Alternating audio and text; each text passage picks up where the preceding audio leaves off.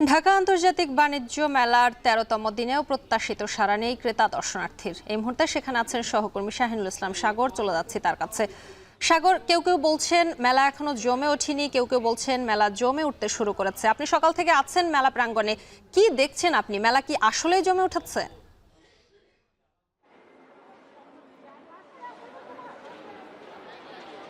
শম্পা, এক এক করে আজকে বাণিজ্য মেলার ১৩তম দিন গড়িয়েছে। এখানে আসার পর যতটুকু জানতে পেরেছি, এখানকার অনেকগুলো স্টলে যারা বিক্রয় প্রতিনিধি ছিল, যারা নিয়মিত এখানকার তদারকি করছেন, তাদের সঙ্গে কথা হয়েছে। তারা যেটি বলেছেন যে শুধুমাত্র ছুটির দিনগুলো ছাড়াও, অর্থাৎ সরকারি ছুটি শুক্রবার শনিবার ছাড়াও অন্যান্য যে ছুটির দিনগুলো থাকে সেইগুলো ছাড়াও অন্যান্য দিনে আশানুরূপ তেমন প্রত্যাশিত সাড়া মেলেনি।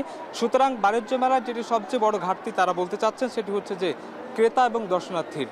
মেলাতে এবার যে ২৯তম পর্ব যেটি গড়িয়েছে সেটি এর আগে ২৮টি পর্ব হয়েছে। সেখানকার অভিজ্ঞতা সম্পন্ন অনেকেই ব্যবসায়ীরা এখানে আছেন। তারা বলছেন তাদের অতীতের অভিজ্ঞতাতে তারা যেরকম মেলার স্বতঃস্ফূর্ত অংশগ্রহণ দেখেছিলেন, সেখানে ক্রেতা থাকে, সেখানে দর্শনার্থী থাকে, এবার এখানেও সেরকম আছে, তবে সংখ্যাটা আগের চেয়ে অনেক কম। আমি যদি এই বাকি ১২ দিনের তুলনা করি তাহলে বলতে হয় যে ৪টা ছুটির দিন গিয়েছে ১২ দিনে, সেই ৪ দিনেই নাকি মেলার সবচেয়ে বেশি জমজমাট ছিল এবং তাদের আশানুরূপ তারা যে প্রতিদিনের যে তারা বাণিজ্যিক যেটি সংখ্যা যেটি গুনছিলেন, যে কত অঙ্কের টাকার লেনদেন করবেন সেটির কাছাকাছি তারা যেতে পেরেছিলেন। এছাড়া অন্যান্য দিনগুলোতে তারা মোটেই তার ধারে কাছে যেতে পারেননি। এ নিয়ে তাদের মধ্যে অনেকেই হতাশ কাজ করছে। তবে এটা তারা বলতে চাচ্ছেন যে মেলার সামনের দিনগুলো আরও যখন ঘনিয়ে আসবে তখন তাদের বাণিজ্যিক প্রসার ঘটবে, তাদের আরও ক্রেতা দর্শনার্থী পাবেন এবং তাদের ব্যবসা বাণিজ্য ভালো হবে, এই বলে তারা আমাদেরকে জানিয়েছেন। আমরা জানি যে আন্তর্জাতিক বাণিজ্য মেলার ২৯তম পর্ব যেটি চলছে সেটি পূর্বাচলে।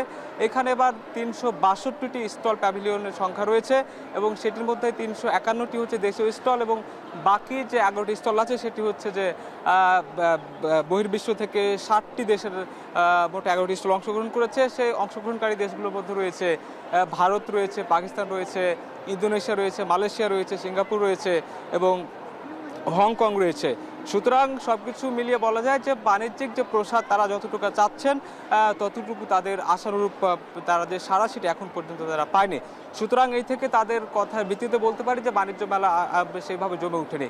তবে আসার পর যেটা আমার মনে হয়েছে যে ঠিক ২টার দিকে যখন মেলার দিকে প্রবেশ করেছিলাম তখন দেখেছি যে এখানে আসলে ক্রেতাই বেশি, এটার হচ্ছে যে যারা দর্শনার্থী ছিলেন তাদের সংখ্যাটা বেশি ছিল। সেটি অবশ্যই একটি কারণ হয়ে দাঁড়িয়েছে যে তারা কি বলতে চাচ্ছেন সেটির ভিত্তিতে কিন্তু এটার হয়ে থাকে।